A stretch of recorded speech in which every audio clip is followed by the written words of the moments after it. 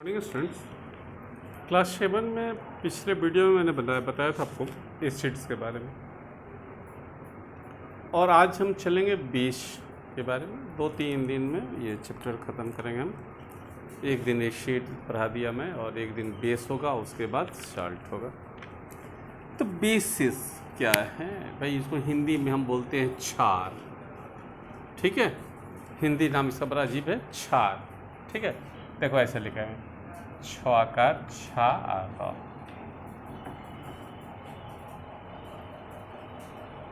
नहीं सॉरी ये इसका होता है भस्म।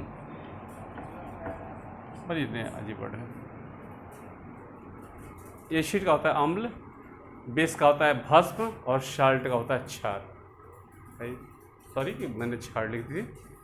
तो ये जो बेस है, तो बेस का जो स्वाद होता है बीटर होता है, कशैला होता है। ठीक है, और कोई भी मेटल इस सब जब जलते हैं तो ये बेसिक ऑक्साइड बनते हैं। अगर हम मैग्नीशियम का फीता ले लें, मैग्नीशियम को जलाएं, तो जो जलने के बाद जो डस्ट बनेगा, वो डस्ट जो होगा बेसिक होगा, बेसिक नेचर होगा। समझ में आ रहा है? देखो भस्म बोलते हैं जला दो किसी चीज़ को, तो रियल में इसका नाम भस्म है, सही है, क्योंकि किसी भी चीज़ को जलाने के बाद जब बनता है वही होता है क्षार, बेस। अब बेस की जो नेचर क्या है, सॉपी और स्लिपरी टू टच। अगर इसको छुएंगे तो क्या होगा, सॉपी टच होगा, छूने पर ये साबुन की तरह लगेगा। स्लिपरी, स्लिपिंग करेगा, हमारा हाथ क्या होगा, स्लिप करेगा। Base react with acid and form salt and water. इसकी सबसे बड़ी नेचर क्या है, न्यूट्रलाइजेशन रिएक्शन में चर्चा करेंगे। तो सबसे बड़ी इसकी नेचर है कि अगर ये एसिड से रिएक्ट करता है तो एस साल्ट और वाटर बनता है। They are called metallic oxide या हाइड्रोक्साइड। इसको हम क्या कहते हैं, मेटेलिक ऑक्साइड या hydroxide. The name of all bases start with the name of metal and ends with oxide and hydroxide। भाई बड़ा अजीब नाम है। जैसे कि हम लोग जो है पिछले नाम से जान जाते हैं, है ना। अगर किसी का टाइटल देखे तो हम अनुमान लगा लेते हैं कि किस कैटेगरी का आदमी है ना। तो उसी की तरह अगर बेस का हम क्या करते हैं, जो मेटल जो होते हैं, मेन जो होता है नाम वो मेटल होता है, और बाद में क्या जुड़ा होता है, ऑक्साइड या hydroxide. All bases are not soluble in water. जितने भी बेस हैं वो पानी में डिसॉल्व होने वाले नहीं है। जो पानी में डिसॉल्व होते हैं उनको हम बोलते हैं अल्कली। ठीक है, all bases are not those that are soluble in alkali. Sodium hydroxide, potassium hydroxide और अल्कलीज यूज इन लेबोरेटरी। भाई दो अल्कली हम खास यूज करते हैं, वह है सोडियम हाइड्रोक्साइड और potassium hydroxide. Most other metal oxide are hydroxide in insoluble water. प्रायः बेस जो होते हैं वो भाई ऑक्साइड या हाइड्रोक्साइड तो होते हैं, लेकिन they are not soluble in water. They are bases but not alkali. All alkali are bases. एक डायलॉग है, all alkali are bases but all bases are not alkali. सारी अल्कली बेस है, लेकिन सारे बेस क्या हैं, अल्कली नहीं है। अब नेम ऑफ बेस बता देते हैं। तो यह है कैल्शियम हाइड्रोक्साइड, जिसको हम चूना कहते हैं, लाइम वाटर। अमोनियम हाइड्रोक्साइड, इसको विंडो क्लीनर कहते हैं, खिड़की साफ करने ये होता है ना भाई, क्या बोलते हैं उसको एक स्प्रे करके करते हैं, एक नाम याद आ जाए मैं बता दूँ आपको। सोडियम हाइड्रोक्साइड या पोटासियम हाइड्रोक्साइड, इसका यूज होता है साबुन बनाने में। मैग्नीशियम हाइड्रोक्साइड, हाँ मैग्नीशियम हाइड्रोक्साइड को हम मिल्क ऑफ मैग्नीशिया या एंटासिड के रूप में होते हैं। देखो ऐसा है कि जब हम लोग खाना खा लेते हैं या आप भी खा लेते हो और बहुत ऑयली खा लो, तो जब बहुत ऑयली खा लोगे तो ये पेट में हमारा HCl है, उसको कंप्लीट डाइजेशन नहीं करता है, और उस समय तब हमारे पेट में दर्द होने लगता है, गैस फॉर्म होने लगता है। उस समय हमको एक एंटासिड का शुद्ध नाम है एंटी एसिड। तो एंटासिड यानी मिल्क ऑफ मैग्नीशिया। देखो ये वर्ड मिल्क ऑफ मैग्नीशिया जो है ये या एंटासिड जो कॉमन नेम है, और व्यापारी के नाम लोगे तो क्या होगा, वो डाइजीन और एशिलॉक या बहुत सारे कंपनी के नाम से दिखते हैं, तो उसका यूज़ करते हैं। वो हमारे एसिडिटी को न्यूट्रलाइज कर देता है ना। एसिडिटी ऑफ बेस, तो the number of hydrogen ions furnish by one molecule of base in water called acidity of base. यानी किस मॉलिक्यूल किसी चीज बेस में OH की मात्रा कितनी है वो बताता है कि उसकी एसिडिटी ऑफ बेस कितनी है। अब हम चलते हैं property of base. Here are some important property base. क्या भाई, पहला तो है कि bitter in taste and soapy to taste. सबसे पहला भाई नॉर्मल बात है कि इसका जो टेस्ट होता है वो बीटर होता है और टच जो होता है वो शॉपी होता है। दे मे और may not be soluble water. May और मे नॉट, देखो दो वर्ड है, हो भी सकता है और नहीं भी हो सकता है। तो जितने भी बेस हैं, जो बेस हैं, कुछ बेस तो डिजॉल्व नहीं होते और कुछ अल्कली हैं जो डिजॉल्व हो जाते हैं। They turn red litmus blue. हाँ, ये बेस की सबसे अच्छी पहचान है कि अगर इसमें हम रेड लिटमस डालते हैं तो ये ब्लू हो जाता है। A strong base like caustic potash and caustic soda are corrosive in nature. भाई ये स्ट्रॉन्ग बेस, मजबूत बेस जो है कास्टिक पोटास या कास्टिक सोडा है, इसका कोरेसिव नेचर होता है। ये क्या होता है, अगर किसी चीज़ पर रख देंगे तो उसको नष्ट कर देगा। They react with acid and give salt and water. भाई तो सारे एसिड की एक मेन प्रॉपर्टी है कि सारे एसिड जो होते हैं वो रिएक्ट करते हैं, give salt and water, salt और वाटर देते हैं। अब एक बात है यूज ऑफ बेस। बेस का यूज कहाँ होता है, तो alkali are use to manufacture soap from vegetable oil. Alkali का यूज जो होता है साबुन बनाने, वेजिटेबल ऑयल से साबुन बनाने में होता है। वेजिटेबल ऑयल मतलब सरसों तेल, नारियल तेल, सबको वेजिटेबल ऑयल बोलते हैं। Alkali find wide application in paper industry. Alkali का यूज पेपर इंडस्ट्री में बहुत ज़्यादा होता है। In the manufacture of medicine and in the manufacture of artificial fibres such as rayon and nylon. तो रेयन और नाइलन के बनाने में भी क्या होता है, इस अल्कली का यूज होता है। कैल्शियम ऑक्साइड और calcium hydroxide are use for neutralisation of acidity of soil. Calcium oxide, और मैंने भी चर्चा की थी ना कि हाइड्रोक्स, ये एसिडिटी, पेट में दर्द हो जाना, गैस हो जाना। They are use for making mortar for building and construction purpose.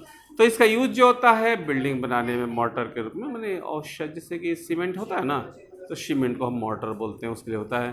Calcium hydroxide is use for preparing bleaching powder.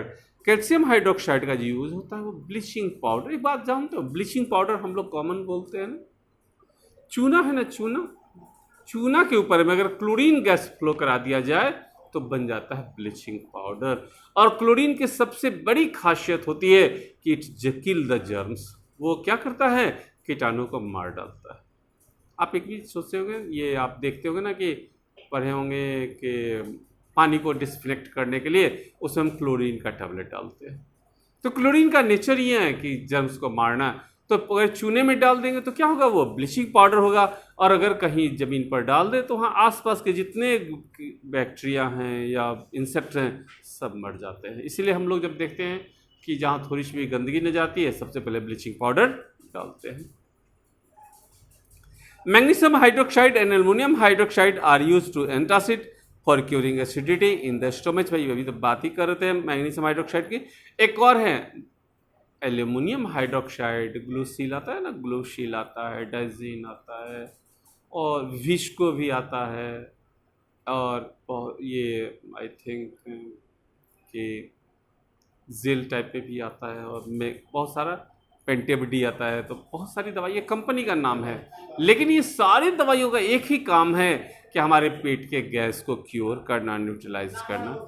अब एक बात है डिफरेंस, हम दोनों बात बताएं, एसिड और बेस। तो एसिड और बेस में डिफरेंस क्या है, तो एसिड का टच जो होता है वाटरी होता है, और बेस का टच क्या होता है, शॉपी होता है।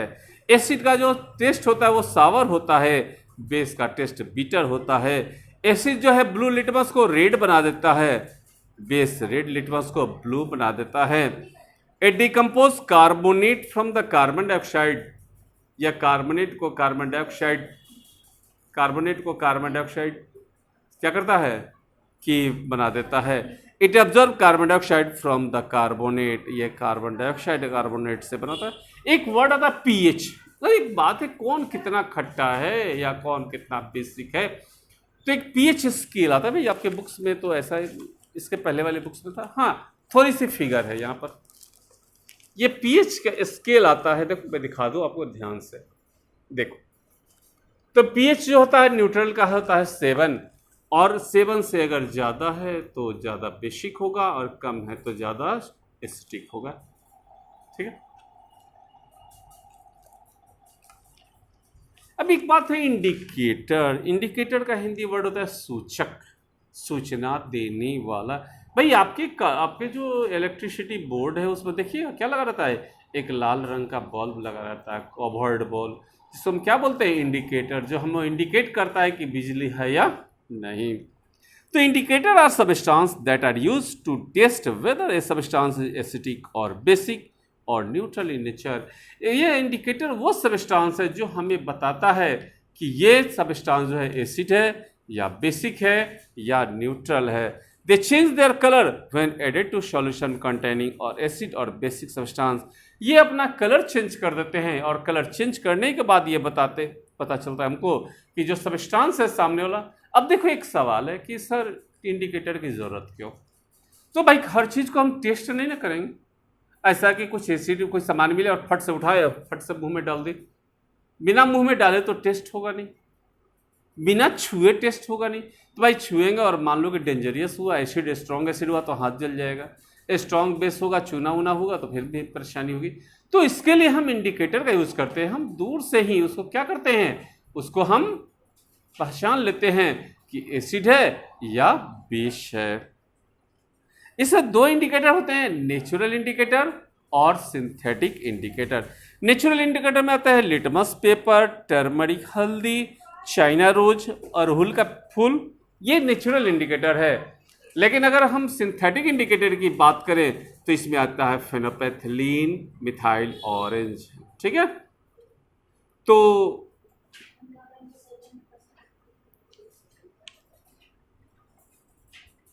बस आज हम इतना ही पढ़ा दे रहे हैं। नेक्स्ट जो इंडिकेटर पढ़ाएंगे हम, तो नेक्स्ट एक इंडिकेटर में लिटमस पेपर और टर्मरिक का यूज़ करेंगे हम, ठीक है। तो बस आज इतना ही, thank you. Good morning students. आज क्लास 7th के लिए 12.3 नहीं सॉरी 12.3 नहीं है, ये आपका 13.1 है, ठीक है। तो 13.1 में पेरीमीटर एंड एरिया पढ़ना है। तो प्रीवियस क्लास में जो पहले हम क्लास पास कर चुके हैं क्लास 6 में या 5 में, इस पेरीमीटर के बारे में हम पढ़ चुके हैं, लेकिन फिर भी हम एक बार और बता देते हैं कि पेरीमीटर इट मीन्स परिमाप या परिमिति, यानी पेरीमीटर का जो डेफिनीशन है वो डेफिनीशन शॉर्ट में हम ऐसे कह सकते हैं, लेकिन लॉन्ग में भी हम कह सकते हैं। You have learned about the perimeter in your previous class. You know that the length of the boundary of the any plane figure, यानी जो प्लेन फिगर है उस प्लेन फिगर का जो बाउंड्री होता है उस बाउंड्री को अगर हम ऐड कर देते हैं तो वो पेरीमीटर कहलाता है, ठीक है। अब इसमें पेरीमीटर जो है जितना भी पॉलीगन है सबका पेरीमीटर होता है। अब इस पॉलीगन में आप ट्रायंगल को ले लीजिए, ट्रायंगल में 3 साइड होता है, तो सम ऑफ द 3 साइड, अगर वो 3 साइड इक्वल है तो 3 इंटू साइड कर दीजिए तो उसका पेरीमीटर निकल जाएगा। अब पेरीमीटर आप स्क्वायर का लेते हैं तो स्क्वायर में 4 साइड होता है और 4 साइड इक्वल लेंथ का होता है, तो ऐसे side plus side plus side plus side कर देते हैं तो भी पेरीमीटर हो जाएगा, या 4 इंटू साइड कर देते हैं तो भी पेरीमीटर हो जाएगा। तो इस तरह से जो प्रीवियस क्लास में हम लोगों ने पढ़ा है कि length of boundary of A polygon, अगर इस बाउंड्री के लेंथ को, किसी भी पॉलीगन के बाउंड्री के लेंथ को ऐड कर देते हैं तो वही पेरीमीटर हो जाता है। अब ये क्लोज फिगर होना चाहिए और इस सब लेंथ को ऐड कर देते हैं, तभी जाकर के आपका पेरीमीटर कहलाएगा। अब find the perimeter of A square कुछ इस साइड ऑफ 15 सेंटीमीटर। स्क्वायर का पेरीमीटर निकालना है, उसका प्रत्येक साइड 15 सेंटीमीटर देता है, तो 4 इंटू 15 लिख देंगे तो आप पेरीमीटर निकल जाएगा। इस तरह से हम पेरीमीटर जितने भी फिगर हैं, ट्रायंगल है, स्क्वायर है, रेक्टेंगल है, रोम्बस है, पैरेललोग्राम है,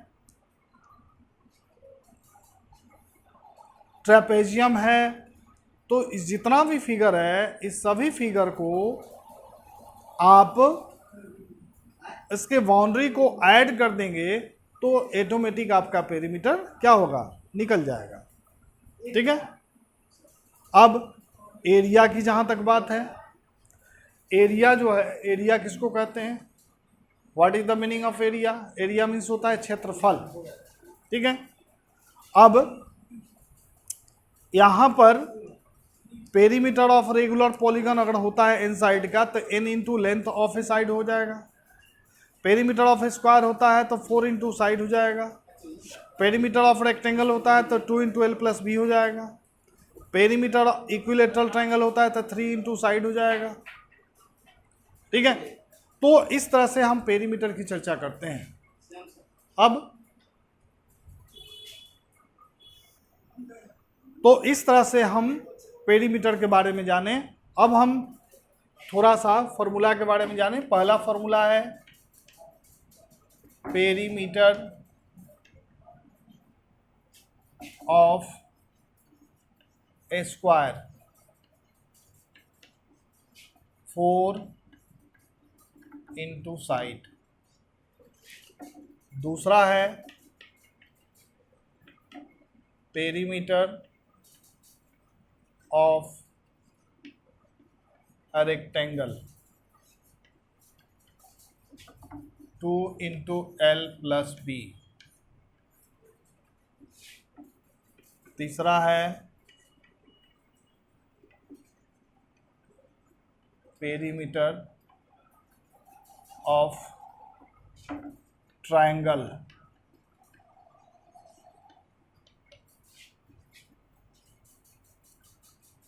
3, यहाँ पर लिख दीजिए सम ऑफ ऑल साइड्स। अब पेरीमीटर ऑफ पैरेललोग्राम की जहाँ तक बात है, वो आपका पेरीमीटर हो जाएगा 2 इंटू एल प्लस बी। और पेरीमीटर ऑफ और रोम्बस की जहाँ तक चर्चा है तो वो स्क्वायर का जो पेरीमीटर होता है वही हो जाएगा, नहीं 4 इंटू साइड। तो अब पेरीमीटर की चर्चा हम बंद करते हैं, अब एरिया की चर्चा करते हैं। तो यहाँ पर 3 जो आपको दिया गया है कि पेरीमीटर ऑफ स्क्वायर, तो उसी प्रकार स्क्वायर का जो एरिया होगा वह साइड इंटू साइड का होगा, है ना। यहाँ पर चौथा हम लिखते हैं area of square equal to side into side. पांचवा है area of rectangle, area of rectangle L into B, length into breadth. और एरिया ऑफ ट्रायंगल यहाँ पर लिख देते हैं area of triangle 1/2 base into height. ऐसे तो डीपली जानकारी के लिए हम आपको बताएंगे जब ट्रायंगल पढ़ना होगा तो एरिया ऑफ ट्रायंगल यानी जो केवल ट्रायंगल है वह there are 5 types of triangle, यानी एरिया ऑफ ट्रायंगल 5 प्रकार का होता है, लेकिन आपको वर्बली एक ही हम बताए हैं, area of triangle 1/2 base into height, है ना। तो पांचों की जरूरत जब पड़ेगी, अगर क्वेश्चन उस टाइप का होगा तो हम आपको पांचों एरिया बताएंगे, और वह एरिया अगर आप जान जाएंगे तो 10th तक आपको ट्रायंगल के बारे में कहीं से फॉर्मूला की ज़रूरत नहीं पड़ेगी, उसी फॉर्मूला से काम चल जाएगा। तो आज के चैप्टर में सिर्फ हम फॉर्मूला के बारे में बताए, पेरीमीटर एंड एरिया जो मुख्य रूप से जो आपको पढ़ना है उसमें से कुछ अंश आपको बताए, और कल इसी चैप्टर में हम एक्सरसाइज स्टार्ट करेंगे और जो फार्मूला बाकी है उस फार्मूला को कंप्लीट करेंगे। इसमें बहुत सारा टॉपिक है, उस टॉपिक को हम ख़त्म करने जा रहे हैं क्योंकि बुक का अंतिम समय चल रहा है। ये 13 लेसन के बाद हमको लगता है कि 14 में ये लेसन कंप्लीट हो जाता है, चैप्टर ख़त्म हो जाएगा तो आपका रिवीजन स्टार्ट हो जाएगा। Thank you. Hi students, class 7 के बच्चे ध्यान देंगे। क्लास 7th में हम लोग सिविक्स चैप्टर पढ़ रहे थे। क्लास 7 में कौन चैप्टर पढ़ रहे थे?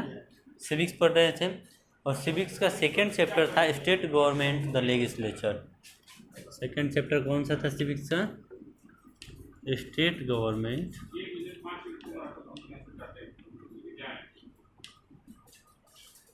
The legislature.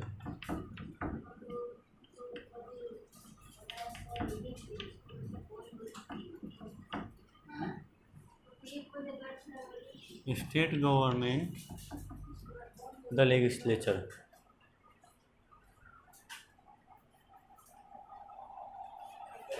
इसमें हम लोग पढ़े थे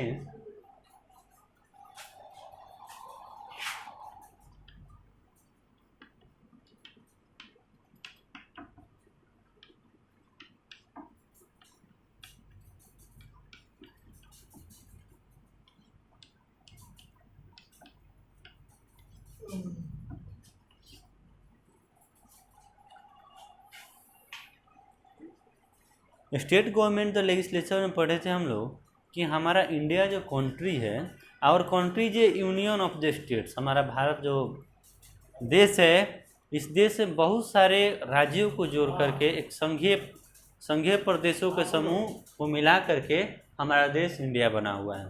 इसमें कुछ स्टेट आते हैं और कुछ यूनियन टेरिटोरी आते हैं। इसमें we have the government at the national level have also the 3 level, state level. The government at each level work through the 3 main organs. देखिए हमारे भारत देश में पहले तो यह क्या है, तो राज्यों का समूह है। अब राज्यों के समूह में राज्य जो काम करती है, राज्य सरकार जो काम करती है वो मुख्य 3 अंगों से काम करती है, और भारत सरकार में जो सेंट्रल है, केंद्र, वो भी उसी 3 फॉर्म में काम करती है, ऑर्गन में काम करती है। और वे 3 ऑर्गन कौन कौन से हैं? तो हम लोग प्रीवियस क्लास में ये पढ़े थे कि हमारे 3 ऑर्गन कौन कौन से होते हैं काम करने के लिए। तो पहले लेजिस्लेचर जाने थे, एग्जीक्यूटिव जाने थे और जुडिशियरी जाने थे। इन तीनों ऑर्गन के बारे में legislature, executive and judiciary. Legislature विधानमंडल,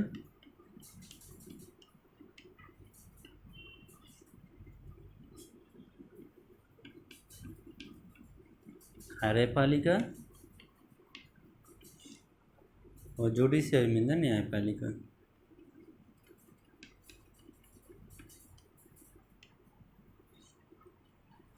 हम लोगों ने जाना था प्रीवियस क्लास में कि हमारे जो गवर्नमेंट है कितने ऑर्गन से मिलकर के काम करते हैं, कितने फॉर्म में बांटे गए हैं। तो सारे कार्य को 3 फॉर्म में बांटा गया है। पहला लेजिस्लेचर, विधानमंडल। विधानमंडल के बारे में क्या होता है? तो विधानमंडल में जितने भी हमारे पास लॉ बनते हैं या फिर उसमें संशोधन होते हैं, तो वे सब के सब बदलाव या फिर नए तैयार हमारे विधानमंडल में किए जाते हैं, लेजिस्लेचर में किए जाते हैं। नेक्स्ट पॉइंट आता है एग्जीक्यूटिव। एग्जीक्यूटिव क्या काम करता है? तो एग्जीक्यूटिव यदि जो भी लॉ या फिर नियम लेजिस्लेचर बनाएगा, विधानमंडल बनाएगा, उसको कार्य में लाने का काम कौन करेगा? एग्जीक्यूटिव करेगा। नेक्स्ट पॉइंट आता है जुडिशियरी। जुडिशियरी क्या करेगा? तो जुडिशियरी का काम होता है कि जो नियम बना है और वो नियम यहाँ के लोगों के हित में है या फिर अहित में है, अच्छा है या बुरा है, कैसा प्रभाव पड़ता है, उस पर निर्णय लेता है जुडिशियरी। ये तीनों का सिंपल था डिफिनीशन कि क्या क्या काम करते हैं। अब इन तीनों कामों को 3 फॉर्मों में काम करते हैं। And the India is the one united judiciary for the whole country. अब देखिए यहाँ पर लेजिस्लेचर हम लोग के देश में सेंट्रल का लेजिस्लेचर अलग है और स्टेट का लेजिस्लेचर अलग है, लेकिन जुडिशियरी एग्जीक्यूटिव भी सेम काम करता है। स्टेट अपना एग्जीक्यूटिव अपना काम कराता है और सेंट्रल एग्जीक्यूटिव अपना काम कराता है, लेकिन जुडिशियरी जो है हर स्टेट और सेंट्रल दोनों के लिए एक ही होते हैं। जुडिशियरी क्या होते हैं? एक ही होते हैं। But there are the separate legislative and the executive branches at the central level and the state level. ये बोल रहा है कि सेंट्रल लेवल तथा स्टेट लेवल में लेजिस्लेचर और एग्जीक्यूटिव अपना अलग अलग काम करते हैं, जबकि जुडिशियरी चाहे वो राज्य सरकार का हो या फिर केंद्र सरकार का हो, जुडिशियरी जो होगा एक ही मान्य होगा, एक ही होगा। स्टेट लेजिस्लेचर के बारे में जानते हैं। स्टेट लेजिस्लेचर क्या होता है? Every Indian state has own legislature. प्रत्येक भारतीय राज्य का अपना एक विधानमंडल है। इन भारत के जितने भी राज्य हैं सभी राज्यों का अपना एक सभा है, अपना एक मंडल है, अपना एक लेजिस्लेचर है। And a state legislature usually consist of the governor of the state and the house of the legislature. Legislature are called the Vidhan Sabha, legislative assembly. देखिए लेजिस्लेचर जो चलता है, विधानमंडल जो चलता है, इसका हेड किसी भी स्टेट के गवर्नर को माना जाता है, यानी गवर्नर होते ही हैं। किसी भी स्टेट का लेजिस्लेचर जो होगा उसके हेड कौन होते हैं? तो उस स्टेट के गवर्नर होते हैं। यह हो गया। अब इस लेजिस्लेचर को, विधानमंडल को, सभा को जिस जगह पे आयोजित किया जाता है, जो घर होता है, जो हाउस होता है, उस हाउस को बोला जाता है लेजिस्लेटिव असेंबली। उस हाउस को क्या बोला जाता है? Legislative assembly. The some states have the 2 houses of legislature. The upper house is called the Vidhan Parishad and the Vidhan Sabha is the lower house. कुछ ऐसे भी स्टेट है जिसमें लेजिस्लेचर की संख्या, लेजिस्लेटिव हाउस की संख्या 2 कर दी गई है। अब 2 क्यों कर दी गई? तो वहाँ पे पॉपुलेशन के अकॉर्डिंग कर दी जाती है। जैसे किसी स्टेट में ज़्यादा जनसंख्या है तो ज़्यादा जनसंख्या होने के कारण वहाँ पर द्विस्तरीय विधानमंडल चलता है। कितना स्तरीय विधानमंडल चलता है? द्विस्तरीय विधानसभा या फिर विधानमंडल चलता है। तो जो अपर हाउस होगा यानी विधानमंडल का अपर असेंबली जो होगा उसको लेजिस्लेटिव काउंसिल या फिर विधान परिषद बोला जाएगा। लेजिस्लेटिव काउंसिल या फिर क्या बोला जाएगा? विधान परिषद। और उसका जो लोअर हाउस होगा उस लोअर हाउस को लेजिस्लेटिव असेंबली या फिर विधानसभा बोले जाते हैं। तो ऐसे बहुत ही निश्चित संख्याएं हैं जहाँ पे अपर और लोअर दोनों प्रकार की असेंबलियाँ चलाई जाती हैं। उस स्टेट की संख्या निश्चित है, वो 6 हैं। आप लोग याद कर लेंगे 6 स्टेट के नाम। And the legislative is said to be the unicameral if it has 1 house and bicameral if it has 2 house है। देखिए यदि वैसा स्टेट जिसमें एक ही प्रकार का विधानमंडल बनता है, विधानसभा बनता है, तो वैसे हाउस को यूनिकैमरल बोला जाएगा। वैसे हाउस को क्या बोला जाएगा? Unicameral assembly.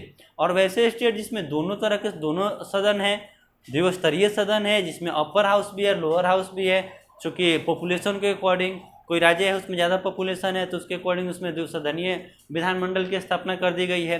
तो वैसे स्टेट को बायोकैमरल बोला जाता है। वैसे हाउस को क्या बोला जाएगा? बायोकैमरल हाउस बोला जाएगा। The legislature of the Andhra Pradesh. कुछ स्टेट के नाम आप लोग याद कर लेंगे। उस स्टेट के नाम है आंध्र प्रदेश, जिसमें बायोकैमरल लेजिस्लेटिव असेंबली चलती है।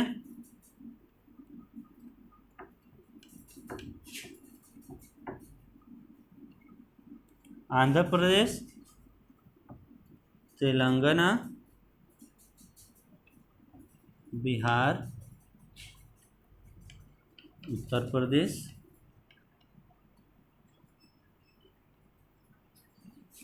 महाराष्ट्र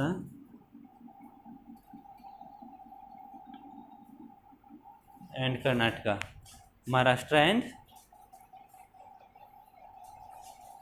कर्नाटका।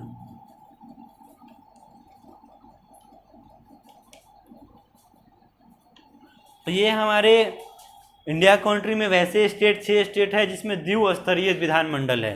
द्विस्तरीय क्या है? लेजिस्लेटिव काउंसिल, लेजिस्लेटिव असेंबली चलती हैं। तो याद रखेंगे आंध्र प्रदेश, तेलंगाना, बिहार, उत्तर प्रदेश, महाराष्ट्र एंड कर्नाटका, इन 6 राज्यों में द्विस्तरीय विधानमंडल चलता है। अब नेक्स्ट है विधानसभा। विधानसभा के बारे में कि विधानसभा क्या होते हैं और इनके हेड कौन होते हैं, कार्य कैसे होता है, इनके कुछ टर्म क्या होते हैं।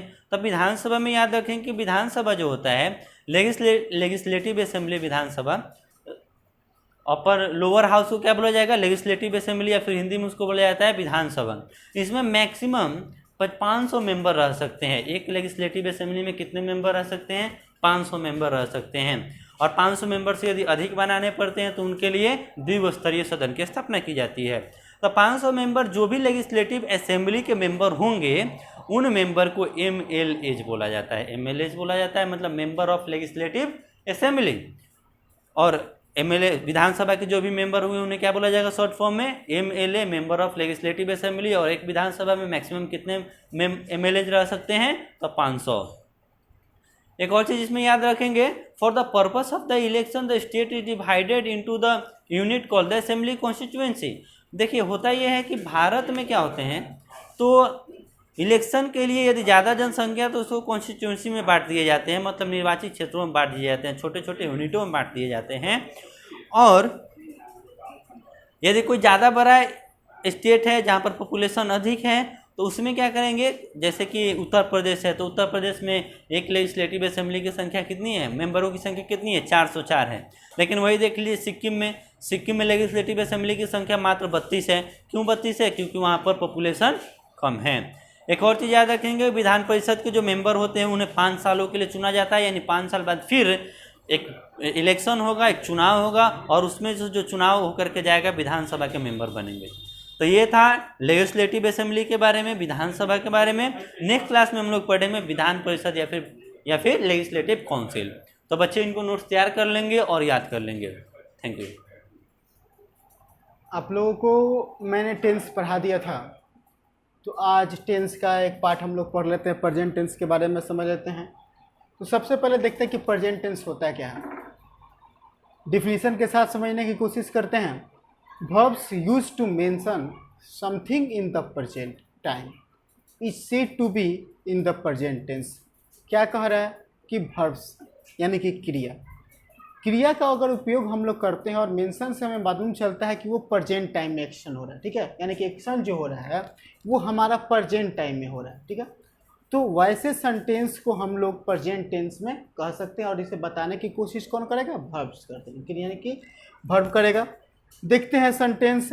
रवि इज डांसिंग, रवि नाच रहा है। यहाँ पे कार्य क्या हो रहा है? रवि जो है, रवि डांस कर रहा है, वो क्या हो रहा है? वो चल रहा है, ठीक है, यानी कि कंटिन्यूअस अभी है, चल रहा है। यानी कि यहाँ पे जो हमारा यह वर्ब जो है वह बताने की कोशिश कर रहा है कि जो कार्य जो हो रहा है, जो सब्जेक्ट के द्वारा जो कार्य किया जा रहा है वो अभी चल रहा है, यानी कि प्रेजेंट में अभी चल रहा है, यानी कि यह सेंटेंस जो है वो प्रेजेंट टेंस में है। सेकेंड सेंटेंस देखते हैं। Guddu sings a song, Guddu एक गीत गाता है। यहाँ पे है कि एक्शन चल रहा है, यानी कि सब्जेक्ट जो है, जो कार्य कर रहा है, जो वर्क कर रहा है वो यहाँ पे भी अभी चल रहा है, ठीक है। तो यानी कि इसमें कहने का मतलब हुआ कि डांसिंग, सिंग, ये यहाँ पे बताने की कोशिश कर रहे हैं। और यहाँ पे अगर देखिए तो हमने ईज यूज किया है, ठीक है। क्यों यूज किया है? क्योंकि V4 के पहले वाज वेयर भी लगता है तो उसे पास्ट हो जाता है, EJMI लगता है तो प्रेजेंट में आता है, इसलिए हमने यूज किया है। तो यहाँ पे ये दोनों सेंटेंस जो है वर्ब के हिसाब से बताने की कोशिश कर रहे हैं कि कार्य जो है वो प्रेजेंट में चल रहा है। जब आप लोगों को प्रेजेंट टेंस के बारे में मैंने बताया था तो बताया था कि प्रेजेंट टेंस जो होते हैं वो 4 प्रकार के होते हैं, ठीक है। तो आज हम लोग सबसे पहले फर्स्ट वाले पर डिस्कशन कर लेते हैं। प्रेजेंट इंडेफिनिट टेंस के बारे में हम लोग डिस्कशन करते हैं। जब बताया था तो उस समय बताया था कि इसमें टाइम तो बताएगा कि प्रेजेंट में है, लेकिन कार्य कब हुआ और कार्य कब समाप्त होगा ये नहीं मालूम चलेगा, यानी कि कार्य का स्टार्टिंग नहीं मालूम चलेगा और कार्य का एंड मालूम नहीं चलेगा, लेकिन प्रेजेंट में बताएगा कि काम चल रहा था। डिफिनीशन से भी देखेंगे तो वही मैच करेगा। It tells about something happening at the present moment. क्या कह रहा है कि अभी प्रेजेंट मोमेंट में घटना घट रही होगी, ठीक है। But it's exact time is not known, लेकिन एग्जैक्ट टाइम जो होगा ना वो पता नहीं होगा, ठीक है। लेकिन घटना मोमेंट अभी एट अ प्रेजेंट चल रहा होगा, लेकिन एग्जैक्ट टाइम स्टार्टिंग या एंड का मालूम नहीं चलेगा, ठीक है। तो हम लोग तो टेंस जो भी पढ़ते हैं तो उसे स्ट्रक्चर से समझने की कोशिश करते हैं। तो जनरली 3 ही स्ट्रक्चर लिखे जाते हैं, अफर्मेटिव, नेगेटिव और इंट्रोगेटिव। तो सबसे पहले हम लोग प्रेजेंट इंडेफिनिट टेंस के तीनों स्ट्रक्चर को समझ लेते हैं। सबसे पहले देखते हैं अफर्मेटिव सेंटेंस। इसका स्ट्रक्चर होगा सब्जेक्ट प्लस V1 या V5 प्लस ऑब्जेक्ट देख लेते हैं कि यहाँ पे सब्जेक्ट को मैंने 2 पार्ट, सब्जेक्ट के साथ बाद में वर्ब को 2 पार्ट में बांट दिया, V1 और V5। V1 का यूज कहाँ पे होगा और V5 का यूज कहाँ पे होगा।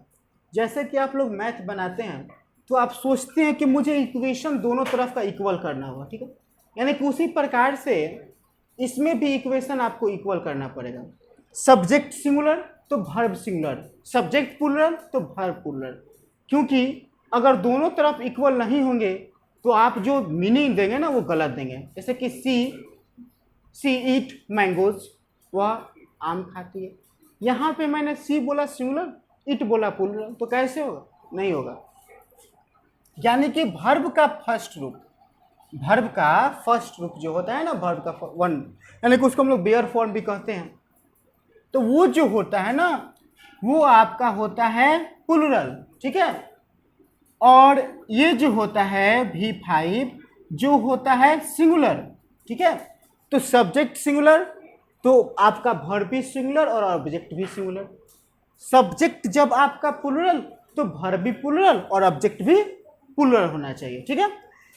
ऐसे कि मान लीजिए मैं बोलता आई ईट ए मैंगो, मैं एक आम खाता हूँ, यहाँ पे सही है, सब्जेक्ट भी सिंगुलर है, वर्ब भी प्लुरल है, वर्ब भी प्लुरल है, सब्जेक्ट भी था। सी इट्स अ मैंगो, वह आम खाती है। तो यानी कि सब्जेक्ट सिंगुलर तो वर्ब भी आपका सिंगुलर, ऑब्जेक्ट भी आपका सिंगुलर। सब्जेक्ट आपका प्लुरल तो वर्ब भी आपका प्लुरल और ऑब्जेक्ट भी आपका प्लुरल होना चाहिए।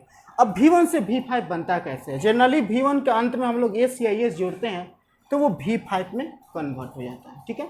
तो ये था अफर्मेटिव का। नेगेटिव सेंटेंस देखते हैं। नेगेटिव सेंटेंस का स्ट्रक्चर होता है सब्जेक्ट प्लस डू या does plus not plus V1 plus object. नए ग्रामर में तो जानते हैं कि डोंट और डजांट लिख देते हैं साथ में, तो आप वैसे भी कर सकते हैं। तो सब्जेक्ट प्लस डू या does plus not plus V1 plus object, ये होगा नेगेटिव का स्ट्रक्चर। अफर्मेटिव की इंट्रोगेटिव की बात करें तो इंट्रोगेटिव में 2 हो जाएंगे, डू डज के साथ स्टार्ट वाले और WH के साथ। तो डू डज वाला ही देख लेते हैं। डू या does plus subject plus not, नहीं not, subject plus V1 plus object plus question mark. Interrogative sentence के साथ क्वेश्चन मार्क लगता है, ये आप जानते हैं। थोड़ा सा यहाँ पे देख लेते हैं कि डू और डज का यूज किसके साथ करेंगे। डू आपका V1 होता है यानी कि प्लुरल फॉर्म होगा, और डज V5 होता है, यानी कि सब्जेक्ट जब सिंगुलर रहेगा तो डज का यूज करेंगे नहीं के सेंस में, और जब सब्जेक्ट आपका प्लुरल रहेगा तो उसके साथ हम लोग किसका यूज करेंगे? डू का यूज करेंगे। सेम उसी प्रकार से सब्जेक्ट डिसाइड करेगा कि डू या डज लगेगा। अगर सब्जेक्ट सिंगुलर होगा तो डज लगेगा, अगर सब्जेक्ट प्लुरल होगा तो उसके साथ आप लोग डू का यूज कीजिएगा, ठीक है। इस वीडियो में इतना ही, इसके बाद वाले वीडियो में इसके आगे पढ़ते हैं। Thank you for watching.